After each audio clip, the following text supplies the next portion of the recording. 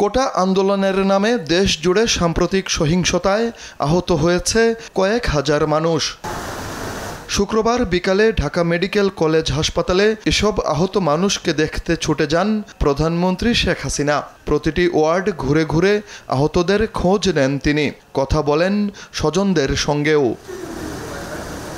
পরে আপ্লুত প্রধানমন্ত্রী বলেন, আন্দোলনের নামে যারা এমন বর্বরতা চালায় তাদের মধ্যে মনুষ্যত্ব নেই। আহতদের সুচিকিৎসার সব ব্যবস্থা করা হবে বলেও জানান তিনি। মৃত্যুর মুশকিল হবে এটা আমি কখনো চাই, কিন্তু আজকে বাংলাদেশে সেটাই করলো। এদের কোনো মনুষ্যত্ব বোধ নেই।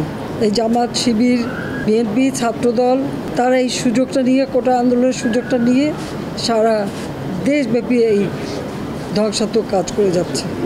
কতগুলি মানুষের জীবন চলে গেল, কতগুলি পরিবার তাদের ক্ষতি হলো। তা আমি এটুকু বলতে পারি যে আমরা চিকিৎসার জন্য যা যা প্রয়োজন সরকার করে যাচ্ছে এবং করবে। চিকিৎসা শেষে তাদেরকে অন্তত তাদের আয় রুজির ব্যবস্থা যাতে হয় সেটাও আমরা করব। এমন নাশকতাকে জঙ্গিদের সঙ্গে তুলনা করে প্রধানমন্ত্রী প্রশ্ন রাখেন, সব দাবি মেনে নেওয়ার পরও কেন সহিংসতা? দেশের মানুষ এবং আন্তর্জাতিক ক্ষেত্রেও সবাইকে আহ্বান করব যে এই যে বর্বরতা, এই যে সন্ত্রাস, জঙ্গি এবং মানুষের হত্যা, এটা তো সম্পূর্ণ জঙ্গি কাজ।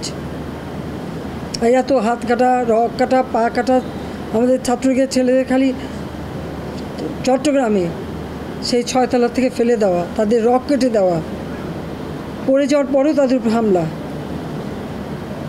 এ কোন ধরনের বর্বরতা? আমরা তো সব দাবি মেনেই নিয়েছি, তারপরে আবার কেন? সেটাই আমার প্রশ্ন। এটিকে জঙ্গিবাদকে সুযোগ করে দেওয়ার জন্য? এই ধরনের জঙ্গি সন্ত্রাসীর বিরুদ্ধে দেশবাসীকে ঐক্যবদ্ধ হয়ে রুখে দেওয়ার আহ্বান জানান প্রধানমন্ত্রী শেখ হাসিনা। যারা অপরাধী খুঁজে বের করে দিতে হবে এবং সকলে ঐক্যবদ্ধ হতে হবে এই বর্বরতার বিরুদ্ধে। জয় যাদব, দেশ টিভি, ঢাকা।